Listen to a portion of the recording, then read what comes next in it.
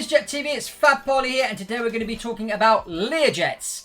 Yes, Learjets. We couldn't not do an episode on Learjets because the Learjet has been the iconic private jet. It's really the jet that established the business jet tool, well, the business jet as a tool for entrepreneurs and business people. So let's just talk a little bit about the history of Learjet, and then we'll get into the new Learjet that's just come out, the Learjet 75 Liberty. So back in 1950, the Swiss had developed a fighter jet, which was a ground attack fighter jet, actually called the P-16. And there was an American entrepreneur slash pilot slash engineer called Bill Lear who saw what they were doing. He travelled over to Switzerland, he did a deal with them, and he created the Swiss American Aircraft Corporation. They started to take the design of this fighter jet and morph it into a private jet. They eventually moved the company over to the United States, called it the Learjet Company, established it in Wichita, Kansas, and started building the first Learjet, which was the Lear 23. This actually flew and delivered to customer in October 1964.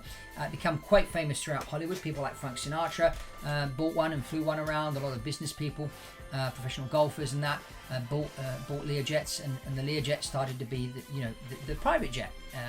And a lot of the times when someone used the words private jet, instead of using the word private jet, they used the word Learjet. Oh, have you got a Learjet? Oh, did you come in your Learjet?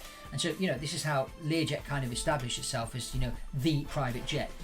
And that's why I thought it was important to cover an episode about the Learjet. They then developed, the different derivatives, the Lear 25, the Lear 35, the Lear 55, the Lear 60, the Lear 45. And a lot of companies have used this.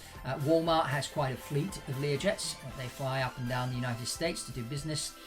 So a lot of corporations have used the Learjet to build their company. But there's always been a bit of a flaw in the Learjet in the sense that the aerodynamics of the airplane were quite good, but if an engine failed, it would struggle kind of to keep going.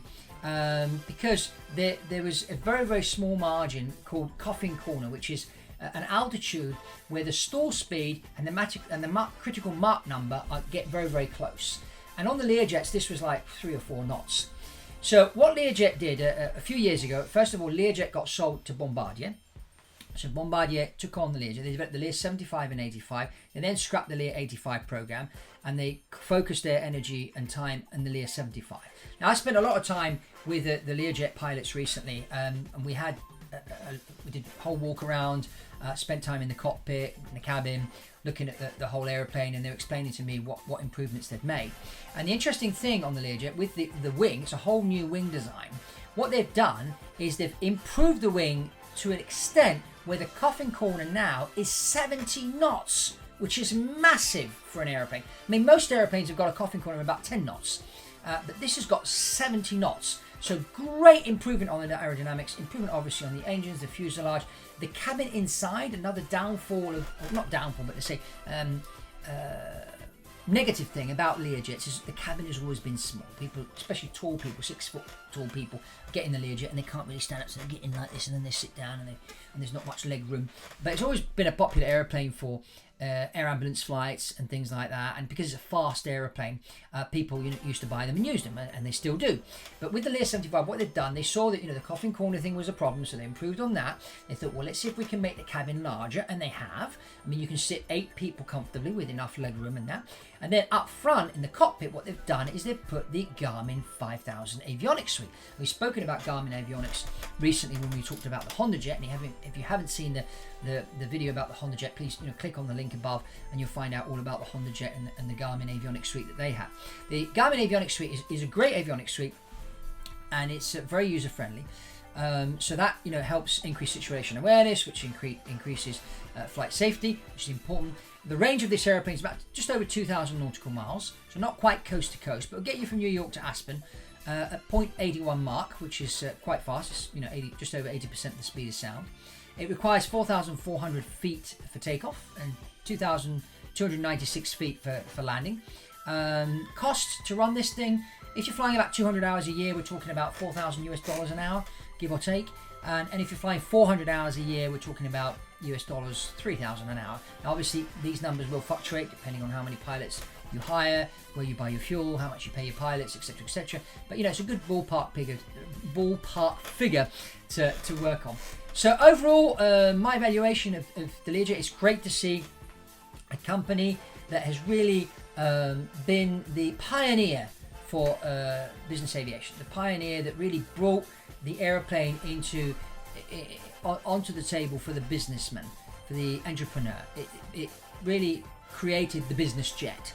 Learjet have really done that, and it's great to see Learjet continue to evolve over the years and come up with a product like the Lear 75, which is really the Learjet of the 21st century. So great job there to Learjet. How much does it cost? About $13.3 million to buy a new one. You can buy a Lear 75 on the pre-owned market today for around about $6 million, sometimes a little bit less. So they are out there, so it's worth to have a look. But again, as I always say to people, the choice of an aircraft is really down to you as an individual and your needs. I wouldn't say that the Lear 75 is better than I don't know, Citation XLS, because it really depends what your needs are. So on an individual basis, I would recommend the Lear 75 to one client and maybe a Citation XLS to another. So it all depends really on you as an individual. So I'd like to hear your comments below. Have you ever flown a Lear 75? Have you ever been on a Learjet before? Are you a pilot that's flown a Learjet? Are you a passenger, an owner that's owned one or currently own one or thinking of owning one? Post your comment below and let's get a conversation going. If you haven't shared this video, I encourage you to share this video. And if you haven't subscribed yet, naughty you, subscribe to Biz Jet TV.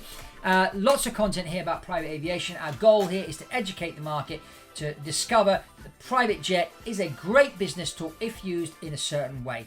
And this is the whole purpose of Biz Jet TV, is to do that and keep you abreast with all the news on business aviation and other parts of aviation too.